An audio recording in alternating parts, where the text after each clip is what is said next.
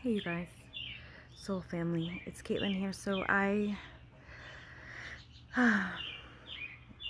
wanted to share more about my story, and I wanted to speak to those of you who feel like you have identified in the past as a scapegoat child in a narcissistic family system. Now keep in mind, abuse can still occur even when it's not physical. And through my marriage that I exited in August or last July in 2024, I learned a lot about covert narcissism, and that's how I was able to identify those patterns in my own family and identify why I was predispositioned for relationships and narcissists. A lot of things you see or hear is, oh, because you're empath. Well, it's time to remove that story, because if you identified as an empath, it also means you have trauma and involuntarily leak out energy to others and are connecting with others' energy involuntarily. So it's really a lack of energetic boundaries that you have within yourself. And that all stems from being surrounded by people and caregivers who, in my experience, have traits of covert narcissism. So meaning, if you find people don't accept your feelings, if your feelings are minimized, if people are offended at your feelings, if you have had a habit of abandoning yourself growing up, and even as an adult in relationships, abandoning yourself to keep the relationship going, or just because you didn't know any better. It's a trauma response. And if you've identified these things, then you're in the right place. If you started doing the work and you've separated yourself from family, or maybe you've just started to do your work even while being around family, wherever you're at, I just want to share more of my story so you can help understand what led me to embodying love and compassion, why I found it so helpful. So, growing up around people who embody the traits of covert narcissism means,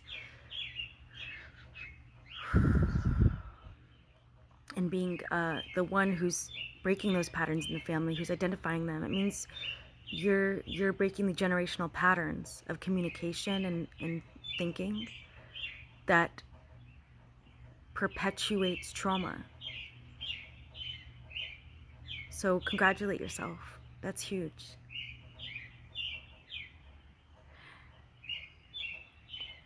So now that you've identified this in yourself and you're doing the work, you could say, oh, my family's narcissistic, or my family's covert narcissistic, or my partner's covert narcissistic. Maybe you have to leave a marriage too. Well, there has to come a point, or there will come a point if you're not there yet, where, especially if you're a truth seeker and you're on the spiritual path and prioritize your spiritual health above all, where you'll see that this identity now as being a victim of covert narcissists and being a victim at all, you will have to outgrow that, and you will have to dissolve those narratives to reach the next step in your spiritual path. And that's when we're invited for our relationships with family to become a spiritual practice, rather than family being a way to meet our emotional needs. And this is the unique opportunity that you, as someone who's breaking generational patterns, someone who has identified with being a scapegoat, that's the unique opportunity you will experience. This is, again, aligns very much with the Hindu path, which is not using any human to meet our needs, but to meet all of our own needs first, to become completely whole in ourselves, so that we can embody love and compassion and give it freely. And that doesn't mean, when we say we're going to embody love and compassion and give it freely, it means that we won't ever experience resistance again, or we won't ever feel discomfort, and we won't ever energetically pull back. That's not what it means. It just means that your relationships will all be different now, because you're coming from a place of fullness and abundance, an infinite source. from being source yourself. So now you become unconditional love for everyone, and that is how you change the world around you. It means you're no longer taking responsibility for other people also to meet their needs. And that when these covert narcissistic traits pop up again, when people haven't done the shadow work and haven't healed themselves, you're not going to bend to meet them, because your energetic boundaries are so strong within yourself that you're firm. So it's really interesting. You're very soft inside, but at the same time, you're very firm in your energetic boundaries, so that you won't be affected the same way again by anyone's actions or words. And that's why you can be present with them, because you understand the power of your presence, that's your calling. Maybe you might feel called to be in places with your family, on your own terms, with your own rules set, but because that's the role that you've been placed in. So being the healer in your family doesn't mean taking on everyone's pain and trying to fix things and confronting people with their trauma and trying to force them to see the truth. That's what I used to think it means. Rather, it means being open to let the divine work through you by maintaining your boundaries in a firm way, by maintaining your identity as a creator, and by not being swayed by what anyone, even your own family, thinks about you. That's standing in your truth, that's standing in your power, that's standing in unconditional love. And now your power, your feelings won't leak out from you, because you've done the work to close all the gaps in yourself. All the holes in your energy field have been sealed. And now you're returning. That means your energy can circulate through you and around you, protecting yourself. So you don't need anyone to protect you. You're your best protector. So if that's what you're walking into, if that's what you have walked into, thank you.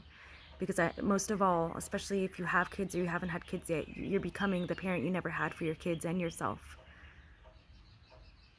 And you're becoming the family member you never had for those around you. It's a big calling. It's a choice.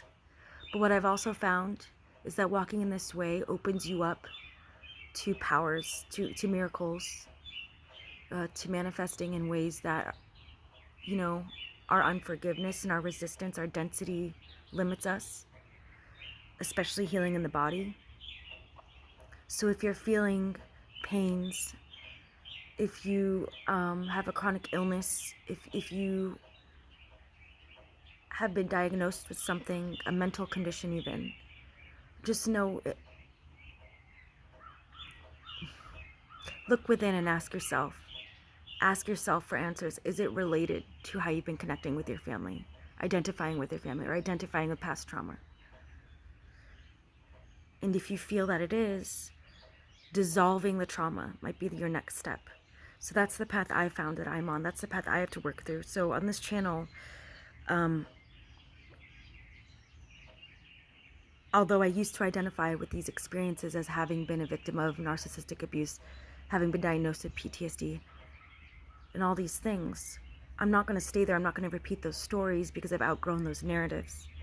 I dissolve those narratives by choice. And you can do that at any time too, but you have to feel ready to do it, and your body will let you know if you're ready. I knew that I couldn't reach new levels of my life until I released and dissolved these. So that's why I have this channel, so we can do it together. So I'll be starting to post new videos where we're doing exercises together. And so you're invited to connect with me and yourself more deeply as we release narratives together and dissolve trauma from our body to a cellular level, and remove trauma mentally first, and emotionally, and energetically, and physically. So it's a very deep work, but I'm excited to show you the exercises I go through, and so we can do them together. So I really appreciate you being here. Thanks for watching. If this resonated with you, let me know in the comments, like, subscribe, and be sure to check out the playlist of the 5 principles to embody the kingdom of heaven. These are the principles that I really walked through when I was going through hell. So if you feel like you're in hell, that may help you as well. But congratulations. for really dissolving the trauma, for really energetically removing those frequencies from your field so you can have a new reality in front of you. I'm here with you on your journey. I appreciate you, and thanks for watching.